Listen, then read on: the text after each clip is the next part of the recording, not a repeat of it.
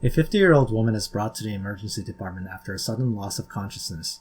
She was out with friends when she suddenly stopped talking, fell on the ground, and had jerking movements across her entire body for 10 seconds. She has no history of seizures. She has a history of systemic lupus erythematosus, well controlled by medication. Examination shows an alert and oriented woman with a temperature of 37 degrees Celsius, 98.6 degrees Fahrenheit, heart rate of 85 beats per minute, and blood pressure of 110/75. Her only current medication is a low dose of prednisone. Imaging of the brain is shown. Which of the following is the most likely cause of this patient's condition? And you have this image here where we have two arrows pointing to two lesions on a brain, MRI most likely, and they seem to be near the ventricles mostly.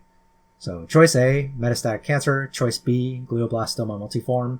Choice C, Toxoplasma gondii infection. Choice D, Taenia solium infection. Choice E, B, lymphocyte lymphoma. Or choice F, JC virus infection. I'll wait 5 seconds and then answer the question.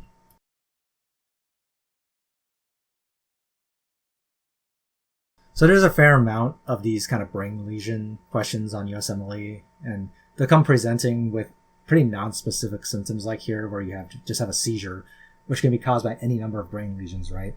So all we have to go off of here is that she has no history of seizures. She has these two lesions that are paraventricular and homogeneous, which is actually pretty important, which I'll mention in a second. And perhaps most important detail here is that she has SLE. She has an autoimmune disease. This is a risk factor for primary CNS lymphoma. Choice E, B lymphocyte lymphoma, is the correct answer. For questions like this, a lot of the other answer choices look like they could be possible, but it's about going through them and kind of understanding the risk factors that leads to each one and kind of eliminating your way to get there a lot of the time. So let's just take a look at some of these other answer choices here. Choice A, metastatic cancer. I mean, when you're going through the answer choices and you hit this one first, you can kind of immediately, maybe not necessarily cross it off completely, but you do put it pretty low on the priority list because this image just doesn't look like a metastatic cancer, right? Because a metastatic cancer would typically not only have multiple lesions, way more than this image probably would have, but even if you want to assume that it doesn't have that many lesions, because they actually have given questions in the past where they have a metastatic brain cancer and there was only one lesion, what they would do in that situation is that they would give you something else to make you know it's a metastatic cancer, mostly via like a paraneoplastic syndrome, right? So if it's small cell lung cancer, they could give you any number of things. That's a favorite, which is lambert-eaton syndrome. They can give that. So a patient will have trouble getting up from a chair, or they just have muscle weakness that improves with use. They might have SIADH or Cushing syndrome, just because small cell lung cancer can secrete both of those, ADH and ACTH. They could give you something as simple as hypercalcemia, because other cancers might have caused resorption of the bone or something that caused hypercalcemia. But more often, if they want to give you metastatic cancer, it'll just be really obvious because there'll be a ton of lesions, and they tend to be located at the gray-white matter junctions because of how the vascularity of the brain is arranged. So, like I said, a lot of these answer choices, you can look at them and say, like, well, it's still possible, but you would put choice A here very low on the priority list. Choice B, glioblastoma multiforme. Once again, you would put this very low on the priority list. It's not impossible that glioblastoma multiforme has a small-ish lesion, but more often on USMLE, glioblastoma multiforme will be a very large lesion that crosses the midline. It's called a butterfly glioma. And you also need to know it's a grade 4 astrocytoma.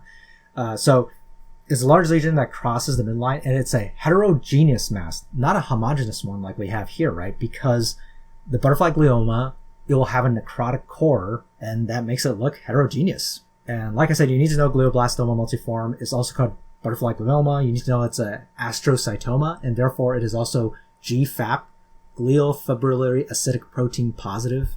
Also, glioblastoma multiforme is not associated with immune deficiency or autoimmune disorders, so the vignette here doesn't really agree with the diagnosis. So again, you'll put this low on the priority list. So far, if I was forced to choose, I would choose choice A over choice B.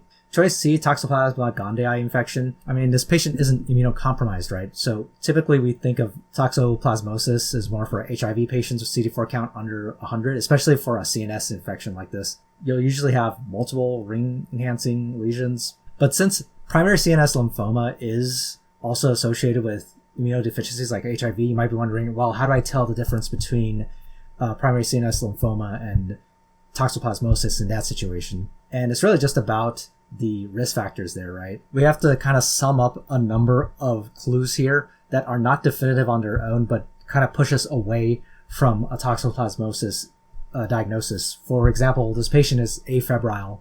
There's no history of travel to Mexico or something.